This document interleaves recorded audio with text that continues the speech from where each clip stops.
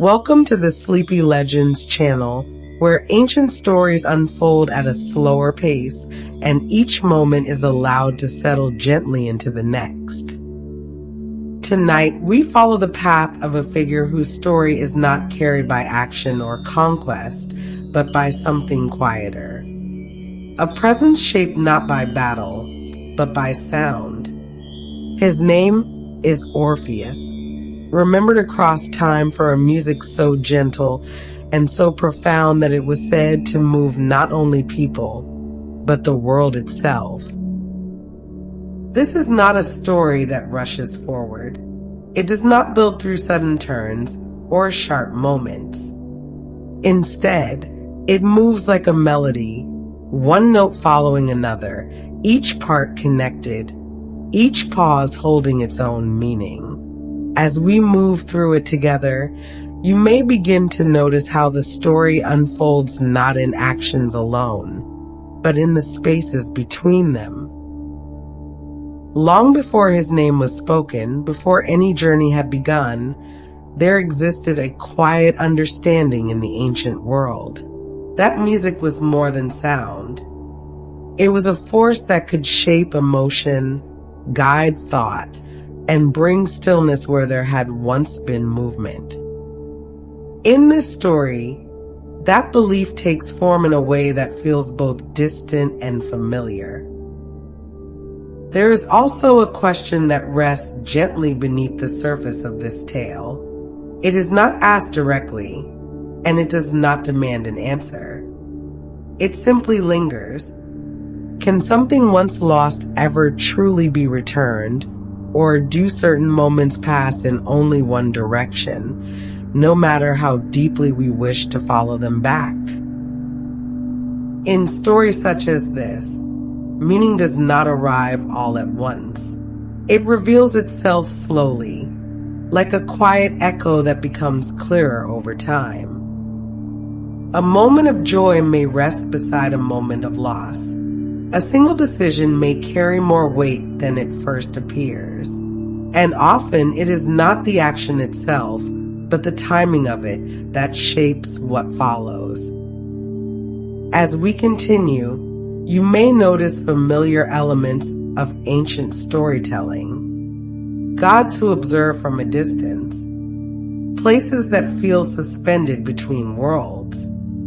And a journey that does not follow the usual path, but instead moves inward towards something more reflective and unseen. But tonight, our focus remains on the feeling of the story as it unfolds. Not only what happens, but how it is experienced. The stillness before a note is played, the quiet after it fades, the way one moment softens into the next without needing to be held too closely. You do not need to follow every detail. In fact, it is better if you allow the story to move naturally, without effort. Let it pass as a gentle current, steady and unbroken. If your thoughts begin to drift, that is perfectly fine. The story will remain here, continuing at its own pace, ready to meet you again whenever your attention returns. You might imagine a quiet landscape at the edge of night, where sound carries farther than it should, and where even the smallest note seems to linger just a little longer in the air. It is in a place like this that our story begins to take shape. Before we continue, if you find comfort in these quiet journeys, you can support the Sleepy Legends channel by liking this video, subscribing, and leaving a comment below. Many listeners enjoy sharing where they are listening from, or suggesting a legend they would like to hear in a future episode. It helps this calm space continue to grow, one story at a time. Now, as the world around you grows a little quieter, and the rhythm of the story begins to settle, we can move toward the first moment in this ancient tale. A sound is carried through the stillness. A presence begins to take form. And somewhere between the living world and what lies beyond it, a journey quietly begins. The path downward did not feel like a path at all. It felt like a place where paths had been forgotten. The air was still, not heavy, not cold, just unmoving. Each step made no sound. Even the ground seemed unwilling to answer. Orpheus moved forward slowly, carefully, not out of fear, but out of awareness, as if something here required quiet, as if sound itself needed permission. In his hands, he carried the lyre. It rested lightly against him, familiar, steady, a small shape in a vast and silent place. His fingers brushed the strings, not to play, not yet, just to remember. The silence around him was not empty. It held something, a presence that did not press, but watched. Far ahead, there was no clear light, only a faint shifting of shadow, a boundary that could not be fully seen. And yet he continued, step by step, measured, unhurried, as if time itself had slowed to match him. There were no winds here, no distant calls, no echo. Even breath seemed quieter, drawn in gently, released without sound. It was said that this place belonged to the dead, a realm beneath all others, not of fire, not of chaos, but of stillness, a stillness so complete that even thought softened. Orpheus did not resist it. He let it settle around him, like water, like night. There were shapes, if one looked long enough, faint outlines, forms that seemed to gather and fade. Not quite figures, not quite absence. They did not approach. They did not retreat. They simply remained, as if waiting, as if listening. He took another step, and another. The lyre shifted slightly in his hands, the wood smooth, the strings quiet, waiting, always waiting. There had once been sound, not here, but in another place, a place of light, of movement, of breath that carried across open air. He could remember it, not clearly, not all at once, but in fragments, a breeze through leaves, the distant rhythm of water, the soft rise of a melody forming without effort. There had been a time when sound came easily, when it filled space without resistance, when it moved outward, and something always answered. Birds, branches, even stone. It was said that his music could reach them all, that nothing living remained untouched by it, and even what was not living, even that had stirred, drawn closer, not compelled, but invited, gently, as if the sound itself carried understanding. He paused, not because he needed rest, but because something ahead had changed. It was subtle, almost nothing, and yet it was enough. The silence had deepened, if that were possible, as if he had crossed a threshold that could not be seen. He did not turn. There was no reason to. Behind him, the path had already faded, not erased, but no longer something that called to him. Forward was the only direction that remained. His fingers moved again. This time they did not stop. A single note, soft, barely more than breath. It did not echo. It did not carry far, but it existed.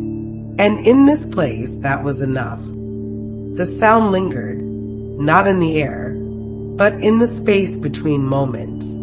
Then another note, just as quiet, placed beside the first, not rushed, not forced, each one allowed to rest, to settle, to be heard.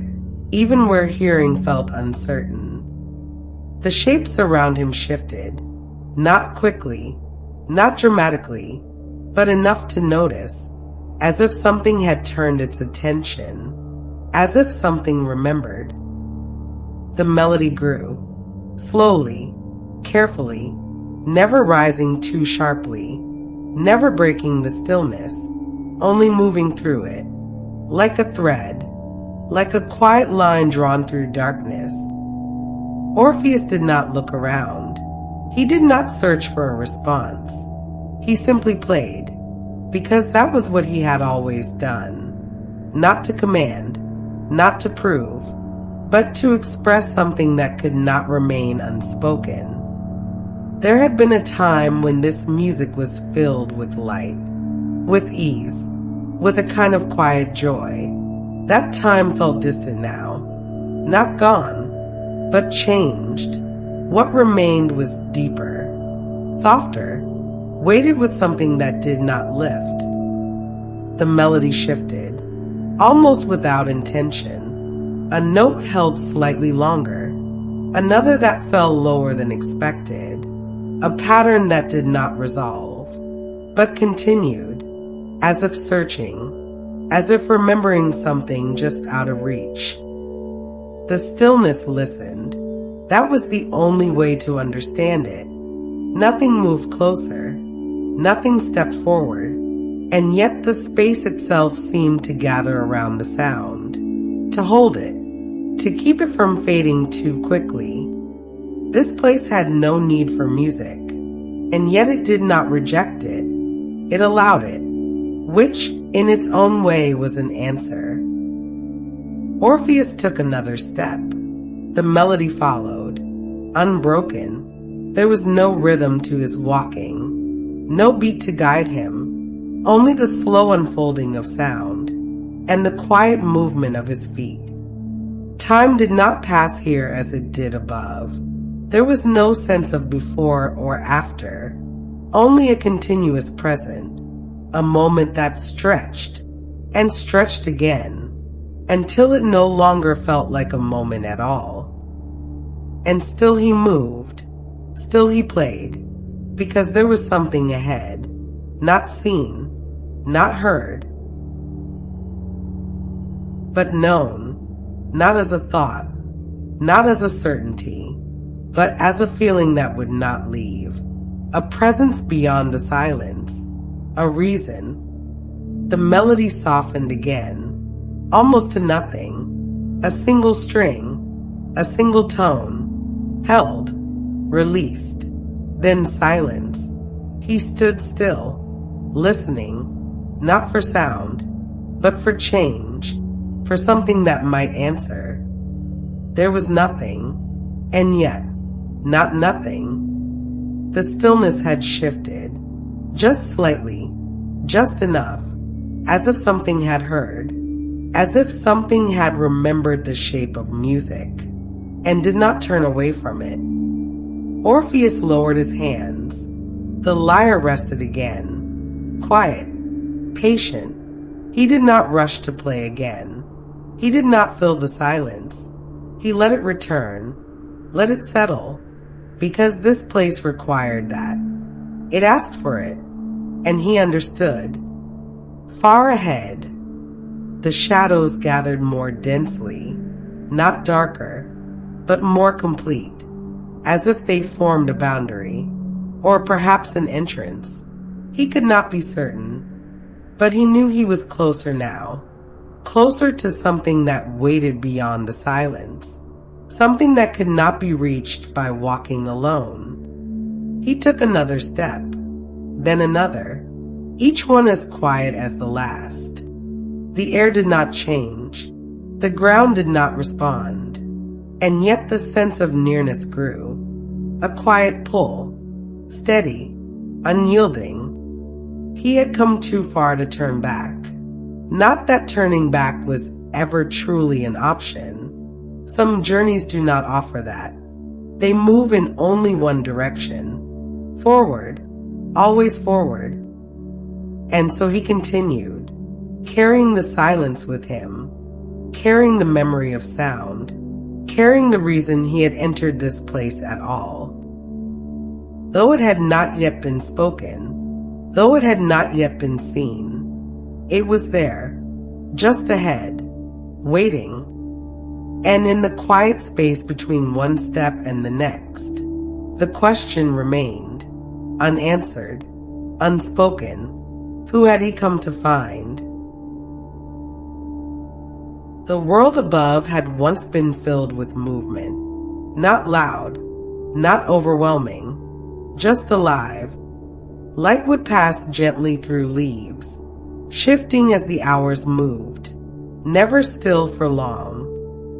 And in that quiet motion there was always sound, soft at first, almost unnoticed, the brush of wind, the distant call of birds, the faint rhythm of water moving over stone. It was in a place like this that the music began, not suddenly, not all at once, but as something that had always been waiting. Orpheus stood where the trees opened slightly, where the ground softened underfoot, where the air carried just enough warmth to linger. The lyre rested easily in his hands, not as something separate, but as something known, something understood without effort. His fingers moved across the strings, lightly, almost without intention. And the sound that followed did not disturb the quiet. It joined it, as if it had always belonged there. The first notes were simple, unadorned. They did not seek attention. They did not reach outward. They simply existed. And yet, something changed. A bird, resting high in the branches, grew still, not startled, not afraid, just attentive, a small shift, barely seen, but present. The melody continued, slowly, each note placed with care, not measured, not calculated, but felt, as if the music knew where it needed to go. Before it was played, the air seemed to hold it, just a little longer than expected, as if reluctant to let it pass. More birds gathered, not all at once. One, then another, then stillness again. They did not call out. They did not interrupt. They listened. The trees did not move when Orpheus played. Not at first. They simply listened. The branches held their position. The leaves stopped turning in the breeze. The whole forest seemed to draw a breath and forget to let it go. That was the first sign. Not the animals, not the birds settling onto low branches, or the deer stepping out of shadow into soft, open ground. Those things had already happened. Those were familiar now. What was different was the land itself. The soil along the riverbank seemed to lean toward him, slowly, almost without motion. The roots of the oldest oak pressed just slightly harder into the earth. The river moved around stones in a quieter way when the notes fell into the right place. The Greeks had a word for this, a feeling, harmonia. Not just music, not just beauty, something older than either. The belief that sound and the world around it were made from the same material, that the right arrangement of tones could remind a river of its nature, could remind a tree of what it was, could hold stone and soil and wind in a single, still breath. Orpheus had not invented this. He had discovered he could reach it. There is a difference. He would sit beside a low stream and draw a single phrase from the strings, long unhurried, as if the note had no reason to end, and the water would shift. Not much, not in any way a stranger would notice, but those who were close could see it. The current would slow slightly, the surface would calm, as if the stream recognized something in the sound and moved aside to make room. He was not controlling it. That is important to understand. He was not commanding the water or calling the roots or asking the wind to be still. He was simply playing in a way that made the world want to be still. On its own, naturally. The way a room goes quiet when someone enters who carries real grief. The space changes, not because anyone asked it to, just because it recognizes something true. And the world around Orpheus recognized something true. Word moved slowly in those years. There were no messages sent ahead, no announcement, just travelers passing through. Shepherds who had stopped on a hill to rest and heard, faintly, something they could not name. Traders who had camped beside a river and noticed the forest had gone unusually quiet. Not a threatening quiet, a focused one. They carried those moments with them when they left. A village 2 days west might hear a description. A musician in the lowlands might hear a story that had passed through 4 sets of hands before it reached him. Each time it traveled further from the source, it changed slightly, grew, gathered new detail. But the center of it stayed the same. Something lives in that forest. Something plays. And when it plays, the world arranges itself around the sound. Orpheus had not traveled yet. He would. But for now, the forest was enough. The river was enough. The long afternoons when the light came through the canopy in pale, shifting columns, and he sat with the lyre balanced across his knees and played into the stillness. He was not performing. He was not hoping to be heard. He was doing the only thing that made sense to him. The only thing that felt like the correct use of a morning or an evening. The only thing that made the hours feel like they had a shape. And still the world listened. The wind settled. The light held. The roots pressed gently into the earth. And somewhere far off, someone who had not yet heard of Orpheus was listening to a traveler describe something they had witnessed in a forest. Something they could not quite explain. Something that had made them feel, just for a moment, that the world was not chaos. That it was organized. That it had always been organized. And that perhaps it had simply been waiting for someone to remind it. He was young still. He did not know yet how far his steps would carry him. He did not know about the ship, about the sea, about the sound he would one day send across the water to quiet something far more ancient than a river. That was still ahead, but something was already in motion. The world had noticed him, and the world, once it notices you, does not easily look away. He had never seen the sea before. That was the first thing. He stood at the edge of it and simply looked.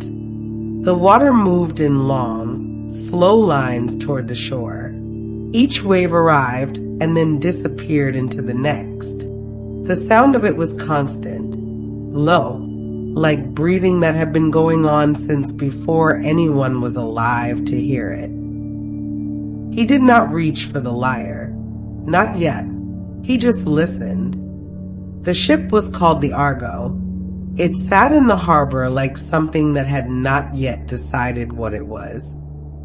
Long and dark and carefully made, though it still smelled of the forest it had come from. The oars were laid out in rows along the hull. The sail was folded and waiting.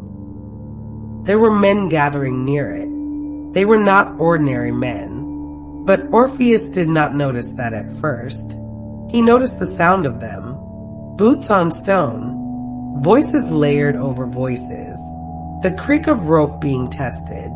The hollow knock of wood against wood. all of it blending into a kind of noise that felt familiar. The way a forest sounds before it settles, before it finds its quiet. Jason was among them. He had been given a task that required a ship, a long journey east across unfamiliar water.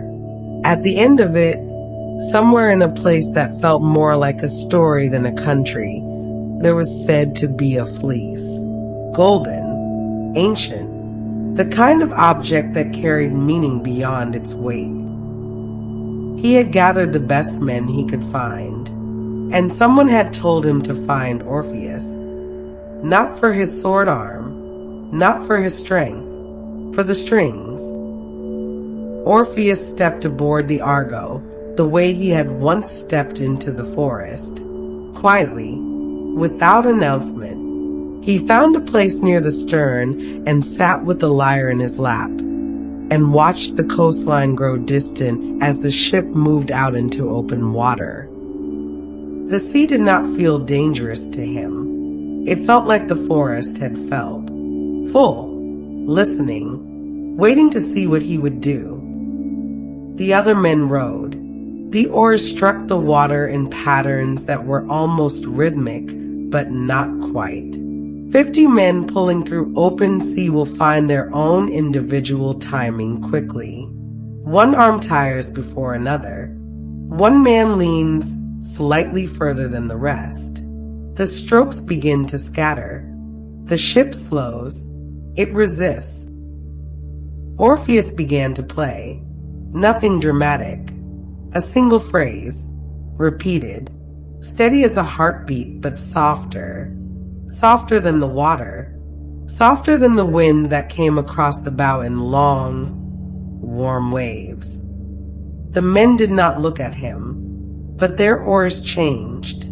One by one, without deciding to, they found the phrase, found the place inside it where their bodies wanted to pull. The strokes came together, slowly, the way light gathers at the end of a long evening, not all at once, just gradually more whole. The ship moved differently then, easier, less like resistance and more like direction. Days passed like that. The sea was wide. There were mornings when the light came up flat across the water and the sky and the surface were the same pale color, and it was difficult to say where one ended. Orpheus would play into those mornings, quietly, the notes moving out across the water and disappearing the way breath disappears in cold air. The men grew used to it. Some of them, in their quieter moments, admitted it helped. Not the rowing, something else. The long stretches of open water with no land in sight could do something to a person's mind, could make the distance feel like it was growing instead of closing. But when the music was present, the distance became bearable, shapeable. The hours had edges again. Then came the sound from the rocks. No one saw them at first. The sirens were not violent. That is something the old stories sometimes lose. They were not storm or wave or sudden catastrophe. They were sound, only sound, rising from a low rocky shore in the middle distance. Voices braided together in a way that was difficult to explain and impossible to ignore. The men slowed. Several of them turned toward it. The sound had a quality that is hard to describe, except to say it felt like something you had been missing without knowing you were missing it. It reached into the body and asked it to stop moving, to come closer, to let the ship drift toward those rocks and that sound and whatever waited there. Orpheus heard it. He understood it immediately, not as a threat, as a question, a sound asking the world to rearrange itself around it, asking the men to choose it over everything else. He had done the same thing in the forest. He had made the river slow. He had made the trees hold still. The sirens were doing the same thing. The difference was where it led. He did not play against them. He did not fight the sound with another sound. He simply played something more present, more immediate, something that was here instead of there. Notes that lived in the wood of the ship, and the salt on the air and the particular weight of that afternoon, rather than somewhere ahead on the rocks. He played the sea as it actually was, not as a promise, as a place. The men came back to themselves slowly, not with fear, without drama, the way a person wakes gently and lies still for a moment before remembering where they are. The Argo continued moving. The sound from the rocks faded behind them. No one spoke of it immediately, but several men looked back at Orpheus without saying anything. He did not meet their eyes. He was still playing.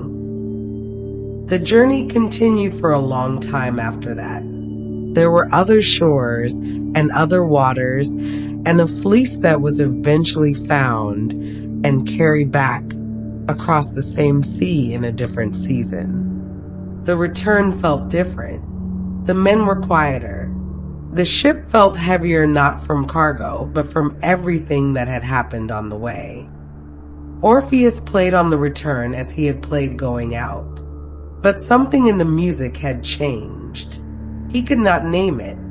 It was not darker exactly, not sadder, just deeper, as if the notes now knew more than they had before, as if the music had traveled somewhere during those months at sea and come back with new weight.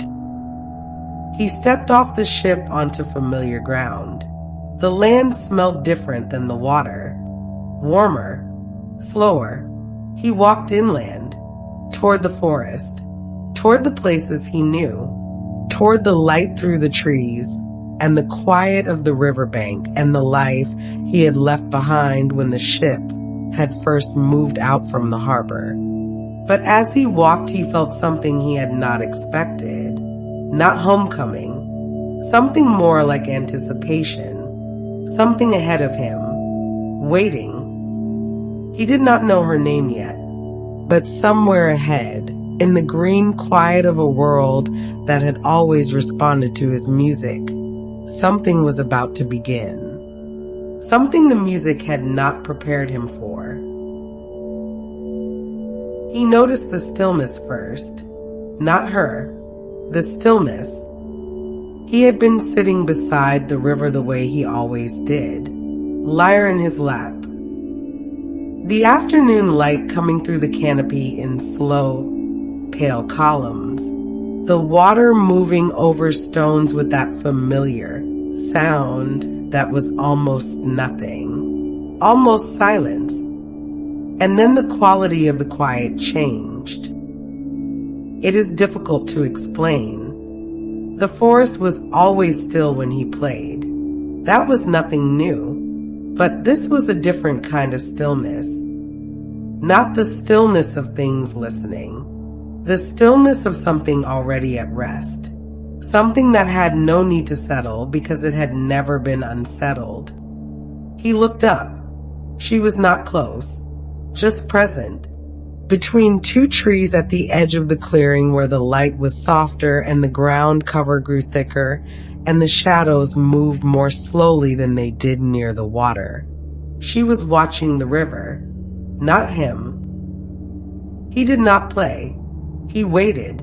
She did not leave.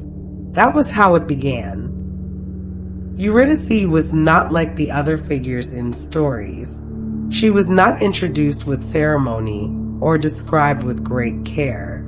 She arrived the way certain mornings arrive, without announcement.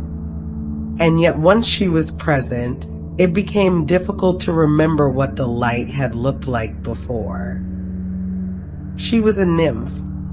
That word carries different meanings depending on who uses it. But in the old understanding, a nymph was not something separate from the natural world. She was an expression of it, She belonged to the green places, to the soft ground near water, to the particular atmosphere of a forest in late afternoon when everything is warm and the day is moving toward evening, and the light takes on a quality that feels almost like memory. She was of that place. She had always been there. Perhaps he had simply not been still enough to notice. The second time he saw her was near the same river. He was playing, something slow, with no particular shape. The kind of playing that is less music and more thinking out loud. He looked up and she was standing at the edge of the water upstream, watching the current the way he had watched it many times himself, as if the movement of the water had something to say and she was patient enough to hear it. He kept playing. She did not startle. She simply turned her head slightly in his direction, the way a person turns toward warmth, not searching, just acknowledging. He played something softer. She sat down near the water. They stayed like that for a long time. That was their first conversation. No words, just the music and the river and the light moving across the surface of the water as the afternoon continued on without asking anything of either of them. The Greeks understood love differently than the stories sometimes suggest. It was not only fire, not only longing. There was a kind of love that the ancient world recognized as something quieter, something rooted. The kind that did not arrive with force but with familiarity, as if two things had always belonged near each other and had simply needed time to confirm it. Eros was one word, but there were others. Storge, philia, words for love that felt like home, like recognition, like the body's quiet certainty that it is in the right place.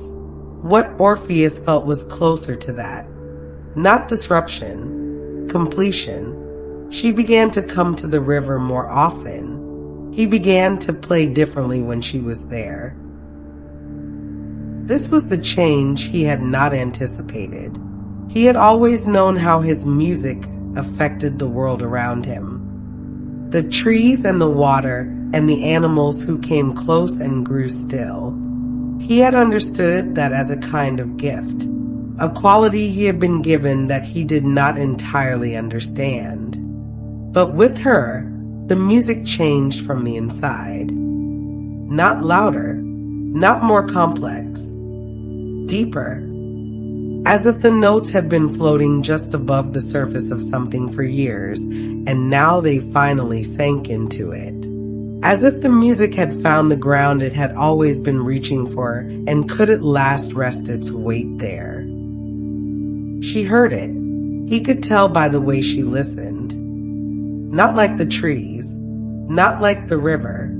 She listened the way a person listens when they recognize something true, when the sound reaches a part of them that does not often get reached. Her breathing slowed. Her hands rested in the grass beside her. The tension that people carry without knowing they carry it moved quietly out of her shoulders. And he watched that happen, and the music responded, and she responded to the music, and the river moved through all of it without comment. They did not require a great ceremony to become one life. The old stories say they married, but what that meant then was closer to a recognition than a ritual. Two people whose presence had become necessary to each other, whose stillness had begun to share a shape, who had spent so many afternoons in the same quiet that the quiet itself had changed, had become something that belonged to both of them. He played at their wedding. Of course he did. But even that was not performance. It was just the music that happened when she was near. The music that had no other explanation except her. The notes that had not existed before she sat down beside the water and turned her head toward the warmth of the sound. The forest was there. The light was the kind that makes late afternoon feel eternal. She watched the river. He played, and everything was as it should be. For a while. The days that followed were full of that same quiet. The same river. The same light through the same trees. But warmer now. More inhabited.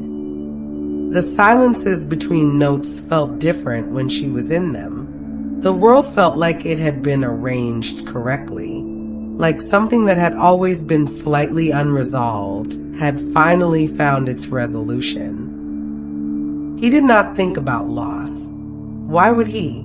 But the world had not finished moving. There was something in the grass one afternoon. Something small, almost unnoticed. A disturbance so brief and so quiet that it barely registered. A sound that was not quite part of the afternoon. Something low, something sudden, and then stillness again. The same river, the same trees, but Eurydice was no longer beside him. He looked toward the place where she had been sitting. The grass was still pressed flat where she had rested. The light continued moving across the water the way light always does. And somewhere very far below the surface of the ordinary world, something had already begun. She was gone before he understood what had happened. That is the nature of certain losses. They do not announce themselves. They do not arrive with the weight they carry. They happen in the space between one moment and the next, between one breath and the one that follows it, between the warmth of a presence and the stillness of its absence. One moment she was there, and then she was not. He did not see it happen. That was the part he returned to, again and again in the hours and days that followed. He returned to the fact that he had not seen it. That the afternoon had simply continued, that the light had not changed, and the river had not changed, and the trees had held their positions as they always did, and nothing in the world had marked the moment. Nothing had told him. The grass held the shape of where she had been sitting. He looked at it for a long time. There is a particular cruelty in that. In the way the physical world retains impressions after the thing that made them is gone. The pressed grass, the place on the riverbank where her feet had worn the ground slightly softer than the ground around it. Small absences inside the larger one. He pressed his hand into the grass beside the impression she had left. He did not play. He sat with the silence and let it be what it was. A snake. That is what the old stories say. She had been moving through the long grass near the water, and something hidden in it had found her. Something small, almost invisible. The kind of creature that exists in the periphery of the world. That lives in the low places between roots and soil, and does not announce itself. A single moment, a single small thing, and the thread between her and the living world had simply ended.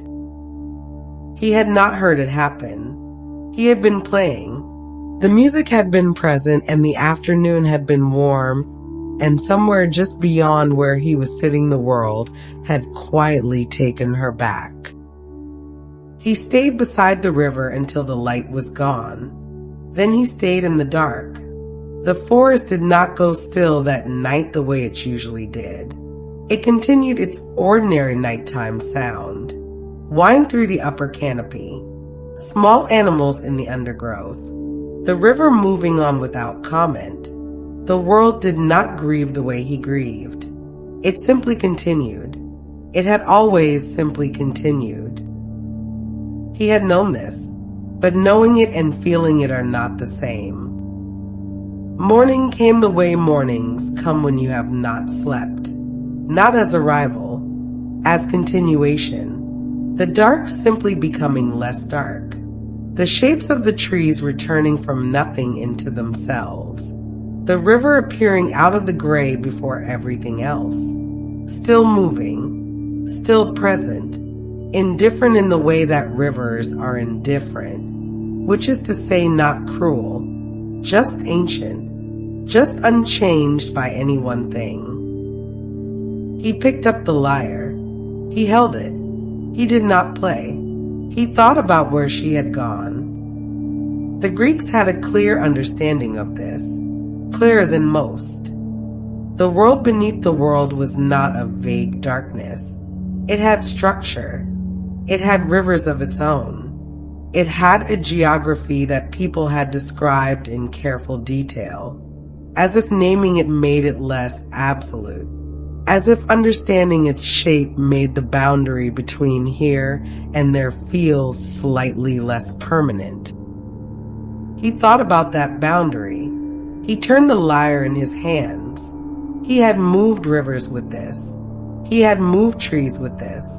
He had moved the sea. He had moved ancient creatures.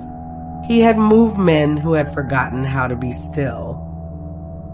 The thought arrived quietly, without drama, the way the most significant thoughts arrive, not as inspiration, as direction. He looked toward the south, toward the places where the old stories said the world grew thin, where the rock was older and the air was different and the path downward existed for those willing to find it. He had never gone looking for something that had been taken. He had only ever played and let the world respond. But she was not the world. She was the reason the world had mattered. He stood. The grass released the impression of his weight slowly. The river continued. He picked up the lyre and held it against his side and stood for a moment in the place where she had last been, where the grass still held her shape, where the air still carried something he could not name but recognized. Then he turned and walked south, not running, not desperate, just walking, the way a river walks toward the sea, because it has no other direction. Because it was always going to end up there.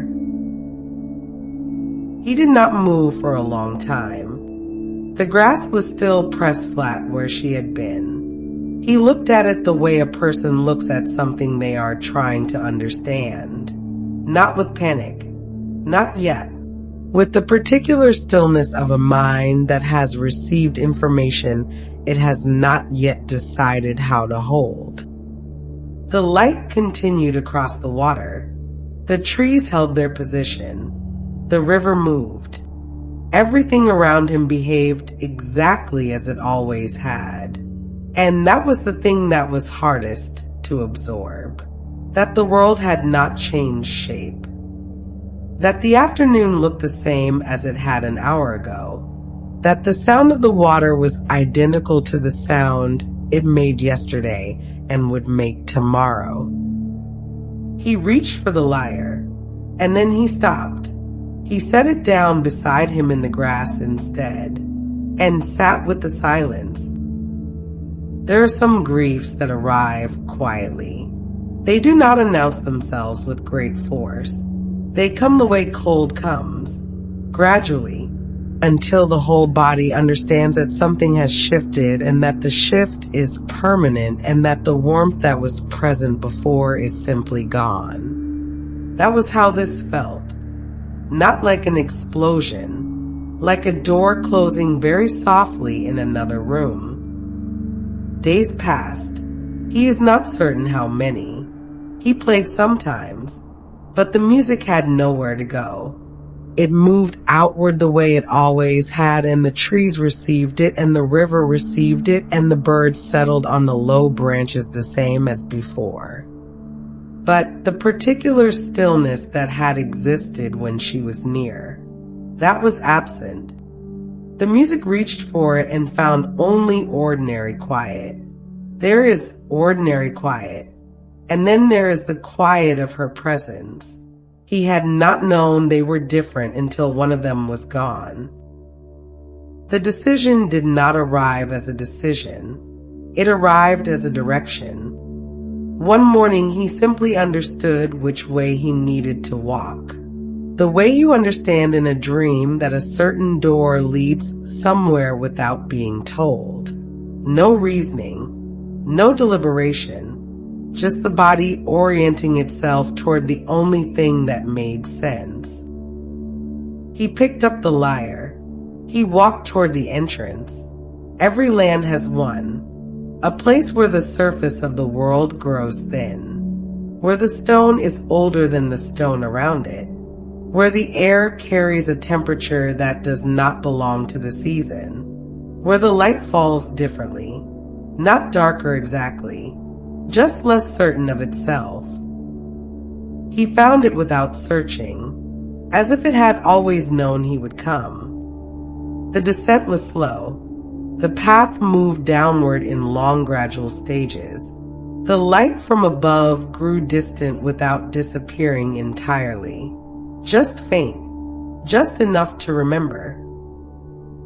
The stone around him was worn smooth in a way that suggested it had been traveled before. Many times, by many kinds of feet. He played as he walked, not loudly, a single thread of melody, quiet enough that it barely disturbed the air around it. He was not playing to be heard. He was playing the way a person holds a lantern while walking somewhere dark. Not because the lantern illuminates everything, just because the light is a comfort, just because the hand needs something to hold. The air changed as he descended. It became something between temperature and texture. Not cold, not warm, present. The kind of air that makes the skin aware of itself without discomfort. The kind of stillness that is not silence, but something older than silence. And then there was water, dark and still and very wide. The river at the edge of everything. He stood at its bank. The figure waiting there did not look at him at first. Sharon had stood at that crossing for longer than most things had existed. He had seen every kind of arrival, every kind of grief, every kind of desperation that a living person could carry down to that shore. He did not look up. Orpheus played, not a demand, not a plea, just the music that existed when he was most honest. The music that had no performance in it. The notes that had learned to be deep when Eurydice sat beside the water and listened, and the sound found the ground it had always been reaching for. Karen's hand slowed on the oar. He looked up, and without speaking, he moved the boat toward the shore. The crossing was quiet. The water made almost no sound against the hull. The far bank appeared gradually from the dark, the way shapes appear when the eyes adjust to low light. One moment it was not there, and then it was. He stepped off the boat. The land on that side was not what the stories sometimes make it. It was not fire. It was not punishment. It was absence, a vast and quiet flatness. Shapes moving through low gray light. Not suffering exactly, just continuation without direction. The way a sound continues after the note has ended, the echo of a life rather than the life itself. He walked through it and played. The shapes around him slowed. They turned. They had not heard music in a very long time. Some of them had forgotten what it felt like to hear something that moved through the body rather than past it. They stood in the gray half-light and received it. And for a moment, the flatness of that place had a different quality. Something warmer. Something that remembered. Then the dog. 3 heads, each one capable of a sound that could fill a cavern. Cerberus stood at the threshold of the deeper place and regarded the living man who had come too far and had no business being there. Something low moved through all three throats. Orpheus did not stop. He played lower, slower, something close to a lullaby, but not quite. A melody that did not ask the animal to be less than it was, only to be still, only to let the moment be what it was. The way he had once played beside the deer who had stepped from the shadow into open ground. Not commanding, not performing, just present. One head lowered, then another. The third stayed watchful, but the sound had stopped. Cerberus lay down at the threshold the way a dog lies down by a fire, and Orpheus walked past. The hall opened before him. The light here was different again. Still low, still uncertain, but with more weight to it. The kind of light that belongs to places where decisions are made, where things are determined, where the rules that govern everything are kept. Two figures at the far end. He had heard their names his whole life. Hades, Lord of the deep world, he who governed everything that came down and never returned. And beside him, Persephone, she who knew what it was to be taken from the green world. She who had not forgotten the feeling of light through leaves, and the sound of water over stones, and the smell of the earth in spring. She was already listening. Orpheus stood before them and did not speak. He played.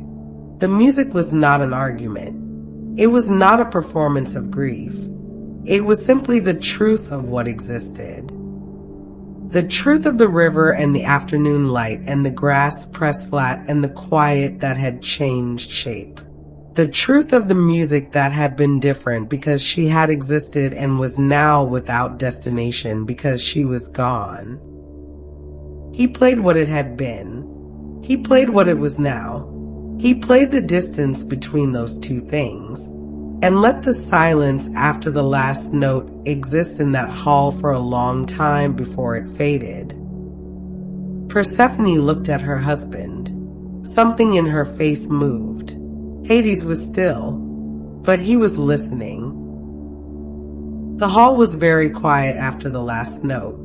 Not empty quiet, full quiet. The kind that forms when something has been said that cannot be unsaid. When the air has received a truth and is still deciding what to do with it. Orpheus kept his hands on the lyre, not playing, just resting there. The way a person keeps their hand on a door after knocking, not pushing, just present, just making clear that the request was real and that the one who made it has not moved. Persephone's eyes did not leave him. She had a particular quality of attention. Those who have lost something and then found it again know how to look at loss in other people. They recognize its shape, its weight, the specific way it changes how a person holds themselves.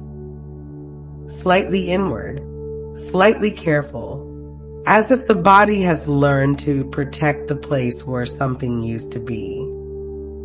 She recognized all of that in him. She said nothing, but her stillness changed. Hades had not moved, but he was not unmoved. There is a difference. He sat with the weight of what he had heard the way old stone sits with weather, not resisting, not yielding, simply receiving. The music had passed through the hall, and the hall had changed slightly in the passing, not dramatically, not visibly, the way a room changes when a window is opened briefly and then closed. The air is different after, just different. He looked at Orpheus for a long time. When he finally spoke, his voice was low, not cruel, not cold, just certain, the way deep water sounds certain, the way the oldest parts of the earth sound certain. things that have existed long enough to no longer need volume. She may go with you. For words, Orpheus did not move immediately. He absorbed them the way the body absorbs warmth after a long cold. Slowly, from the outside inward, the words were real. He tested them against the silence, and they held. She may go with you, but there is always the shape of something attached to a gift like this.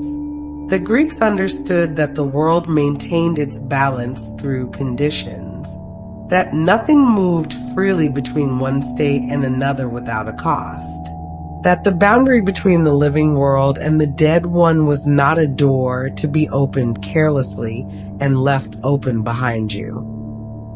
The condition was simple. Simple things are not always easy. She will follow behind you on the path upward, all the way to the surface, all the way back to the living world. And you must not look back, not once, not to confirm she is there, not to see her face, not for any reason. You walk forward and you trust, and she follows. And at the moment your feet touch living ground, she is returned to you entirely. But if you look back, she returns here, and she does not leave again.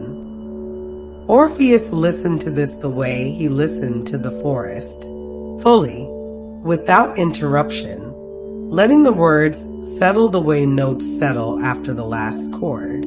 He did not argue. He did not question the terms or ask for different ones. He simply held the condition in his mind and felt the shape of it. It was not a punishment. It was a law. The world has laws that exist beneath the laws anyone writes down, beneath ceremony and agreement and the words people use to govern each other. Deeper laws, the kind that describe how things actually are rather than how people prefer them to be. The law of the threshold, the law of the boundary between what is living and what is not. To cross it required trust, pure and total and without evidence. He understood that.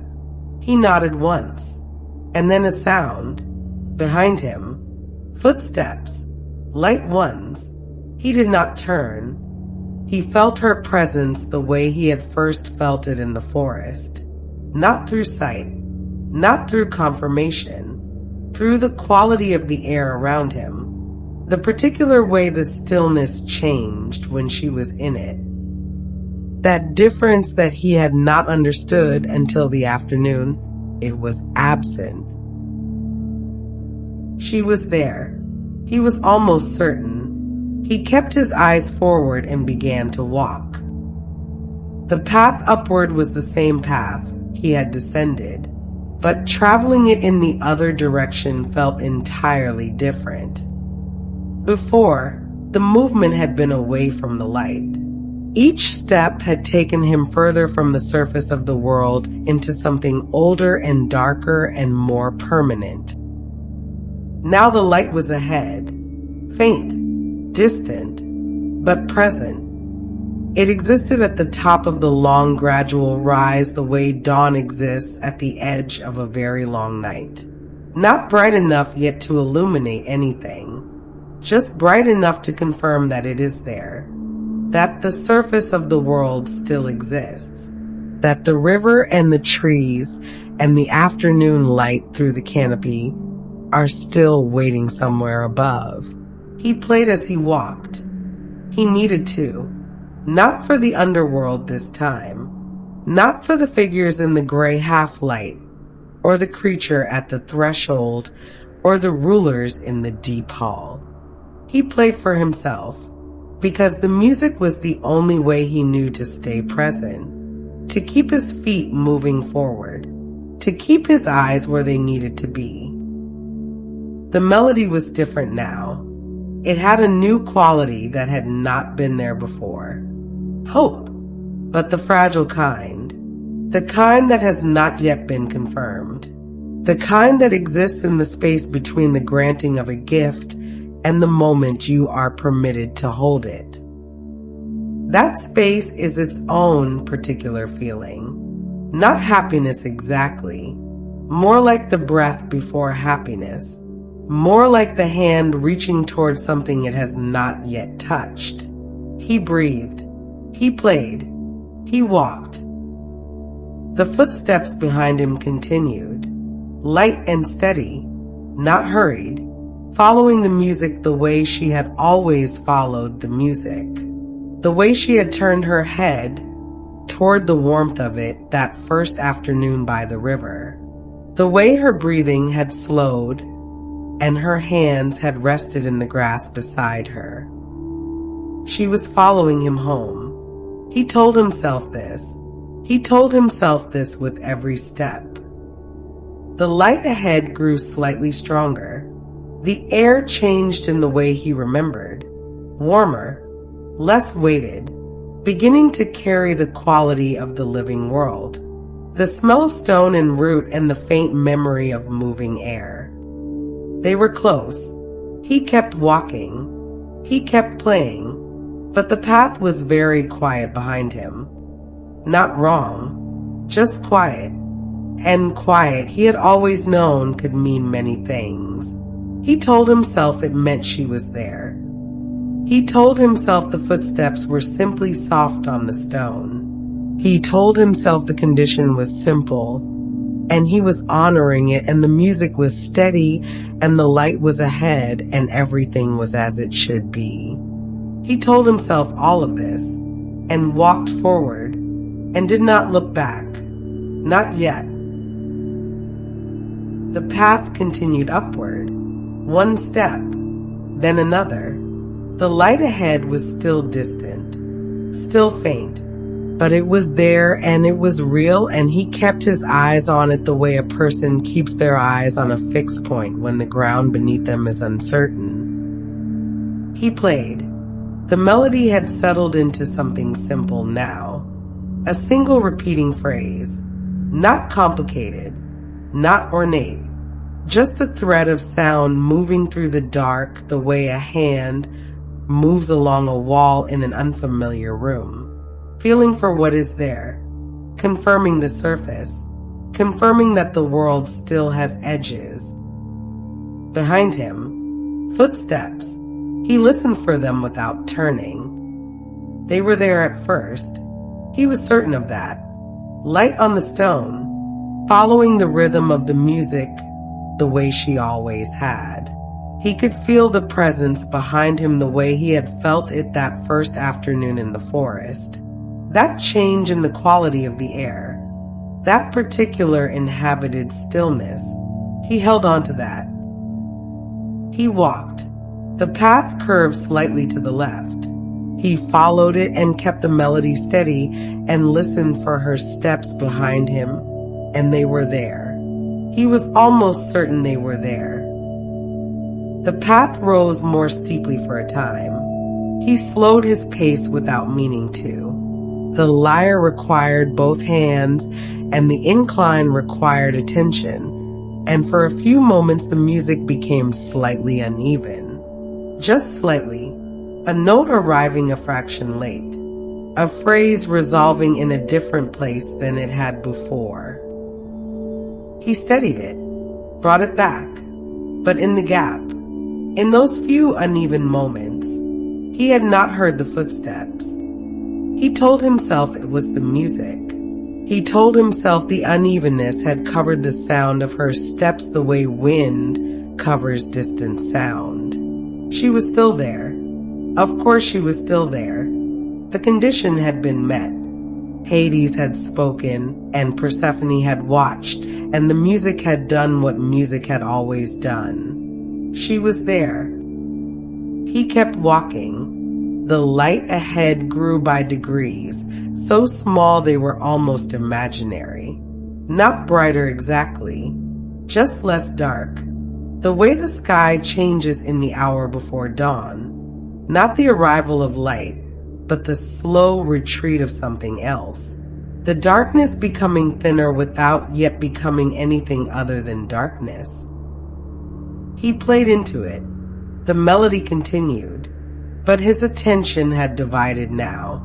Part of him was in the music, in the notes, in the careful forward motion of each phrase into the next. And part of him had moved backward, was listening behind him with everything it had, was measuring the silence back there, was searching it for the sound of her feet on the stone. The silence said nothing. He told himself silence was not absence. He told himself a nymph moves through the world the way the world moves through itself. Quietly, without announcement, she had sat beside rivers without sound. She had stood between trees without disturbing them. Why would her footsteps announce themselves here? That was reasonable. That was a reasonable thing to think. He thought it. He kept walking. Another curve in the path. The stone here was different. Older. Smoother. As if the path had been worn by something other than feet. As if time itself had moved along this corridor so many times that the surface had simply given way to it. He played a different phrase, something slower. He told himself it was for the music, that the melody needed to change, that a single phrase repeated too long loses its center and becomes something else, becomes background rather than music, becomes silence wearing a different shape. But that was not the only reason. He played it slower because he was listening, because if the footsteps were there, if she was following and her steps were quiet but present, he might hear them better in the space between slower notes, in the longer silences that a slower melody opens up. He listened. The stone carried sound well. He knew this from the descent. Every small movement had its echo down here. The tap of his own feet had followed him all the way from the shore of that dark river. Sound did not disappear in these corridors. It moved along the walls and came back changed, but present. He heard his own footsteps. He heard the lyre. He heard the faint and distant suggestion of the surface world above. That almost imperceptible change in the air that carried the memory of wind. He did not hear her. He told himself this meant nothing. He told himself it many times. He told it to himself in the spaces between notes, and in the longer silences of the slower melody, and in the ordinary rhythm of one foot following the other up the gradual rise of the stone path. She is there. She is there. She is there. The light was closer now. He could see where the path opened. Not much, just a suggestion. A place where the dark became a different quality of dark. Where the walls seemed slightly less certain of themselves. Where the air moved in a way that suggested it had recently come from somewhere open. He was nearly there. Nearly. And that was when it happened. Not dramatically. There was no sudden movement. No sound that startled him. No moment of decision that he felt himself making. It was smaller than that. Much smaller. The way a single thread comes loose from fabric. Barely visible. Barely anything at all. He simply turned his head. Just slightly. Just enough. Just to confirm. The path behind him was empty. He saw it in the fraction of a second before he understood what he was seeing. The empty stone. The dark corridor receding back the way he had come. No figure. No presence. Nothing that cast a shadow or occupied space or stood between one wall and the other. Just the path. Just the dark. And then the understanding arrived. Not loud. Quiet. The way the deepest things arrive. He had turned. He had turned, and the path was empty, and the condition was broken. And somewhere in that fraction of a second between the turn and the understanding the thing that had been almost his had become the thing that was gone. The silence after that was different from every other silence. He stood on the path with the lyre in his hands and the light above him and the dark below, and he felt the particular weight of a world that had rearranged itself again. Not for the first time, but differently this time, more completely. She had been so close. He stood there for a long time. The light above continued to exist without him, patient, waiting, not knowing yet that he would have to walk toward it alone. He came back to the surface alone. The light received him without ceremony. It was ordinary light, afternoon light, the kind that falls through trees in pale columns and moves slowly across the ground as the hours pass. The kind he had sat inside hundreds of times with the lyre in his lap, and the river nearby, and the world arranged around him in the way it always arranged itself when he played. He stood at the edge of the forest and did not go in, not yet. He stood where the open ground met the first trees, and he looked at the place he had always known, and he felt the distance between himself and it. Not physical distance, something else. The distance between who he had been when he last stood here and who he was now. That distance had no measurement. He walked in eventually. Of course he did. There was nowhere else. The river was where he had left it, moving over the same stones in the same direction with the same sound that was almost nothing, almost silence. The trees held their positions. The light came through in the way it always had. He sat down beside the water. He did not reach for the lyre immediately. He sat with the silence for a long time first. The way you sit with something before you are ready to speak about it. The way grief requires a certain amount of simply being present with itself before it can become anything else. Then he played. The forest went still, but it was different now. The trees still listened. The birds still settled on the low branches. The river still moved in that slightly slower way when the notes found the right place. All of that remained. All of that was unchanged. But the music itself had become something new. It was not darker exactly. Not sadder in the way that sadness usually sounds. It was deeper than that. Further down. The way certain rivers run deeper than their surface suggests. The way certain silences contain more than silence usually holds. He played what he remembered. That was the change.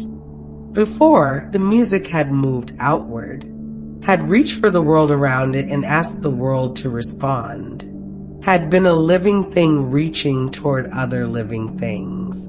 Now it moved inward first, reached back before it reached forward, found her in the place where remembered things are kept and brought her with it into the notes, into the melody, into the long, slow phrases that moved through the afternoon air and settled into the canopy and drifted out across the water.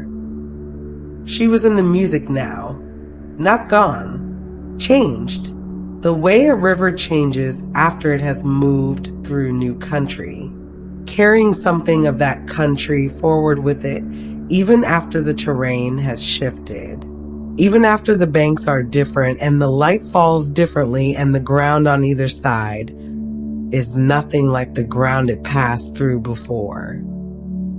He carried her forward that way. In the sound, he wandered in the years that followed. That is the word the old stories use. Wandered. But it was not aimless. It only looked that way from the outside. He moved through the landscape the way water moves, not choosing exactly, just following the lowest point, just going where the ground allowed, playing in the places he passed through and moving on when the music had said what it needed to say there. The animals still followed. The trees still leaned. The rivers still slowed.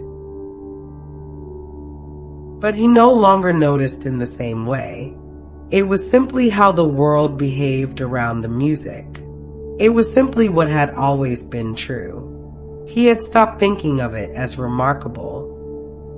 People kept their distance, not from fear, from the same instinct that keeps people quiet near something that is clearly in the middle of something else, near a person who has gone somewhere interior and has not yet fully returned, near a grief that is still doing its work. He was still doing its work. He played beside rivers he did not know the names of. He played on hillsides where no one was watching. He played at night, sometimes when the sky was clear and the stars were very present, and the darkness had that particular texture that makes the distance between Earth and everything above it feel navigable, feel almost crossable. He looked up on those nights. He did not say anything. He played. The end came the way endings come in old stories, not with warning, with weather. A hillside, an afternoon that had started quietly. The Maenads arrived in the kind of motion that has no stillness in it, no center, the opposite of everything he had ever made. Chaos without resolution, sound without shape, the force that exists when harmony is not just absent, but refused. The lyre could not hold against that. He could not make that particular wildness be still. Some things do not want to be still. Some things exist precisely because they refuse the quiet. He did not fight it. That is perhaps the most important thing. He did not meet force with force. He played until he could not play. He stayed inside the music until the music was no longer possible. Until the sound was taken from him along with everything else. And then there was silence, but not absence. The lyre was found. That is what the stories say. Not destroyed, found, lying where it had come to rest after everything had passed. Still intact, still capable of sound. As if the instrument itself had survived by being what it had always been, a thing that belonged to the world and could not be entirely removed from it. The muses took it. In some tellings, they carried it upward and placed it in the sky. This is the part that asks the least explaining, because if you know what the lyre was, what it had held, what had passed through it over all those years, and all those rivers, and all those afternoons by the water, then it makes a kind of sense that the world would not let it disappear entirely. It is there now. Lyra, a small constellation in the northern sky, not the brightest, not the largest, just present, just steady, appearing in summer above the horizon, and moving through the long, slow arc that all stars move through. If you find it on a clear night, just above the horizon, you already know what it was. You have been listening to it for some time now. A boy beside a river, a forest that went still, a ship on dark water, a woman in the grass by the river's edge, a path descending, a path ascending, a turn, all of it carried forward in 4 strings and the particular quality of sound that moves through the world not by force, but by truth, not commanding anything, just present, just playing, just reminding the world of something it already knows, that it is not chaos, that it has never been chaos, that somewhere beneath the noise and the motion and the long, difficult passage of time, there is a note that has been sounding since before anyone was alive to hear it. and it is still sounding now, in the space between one breath and the next, in the silence after a river passes over stone, in the place where the trees go still and the light holds and the world arranges itself around something it recognizes as true. It is still there. It never stopped. The story begins to quiet now, not with an ending, but with a soft settling, as if the final notes have already been played, and what remains is their echo, faint, unhurried, still present. You may still sense the path he walked, not clearly, not in full, but in fragments. A step taken without sound, a note placed gently into stillness, a moment that passed and did not return. These things do not ask to be held. They do not need to be remembered in detail. They simply rest, somewhere just beneath awareness, like a melody you almost recognize, but do not need to follow. The world around you is quieter now, or perhaps it only feels that way.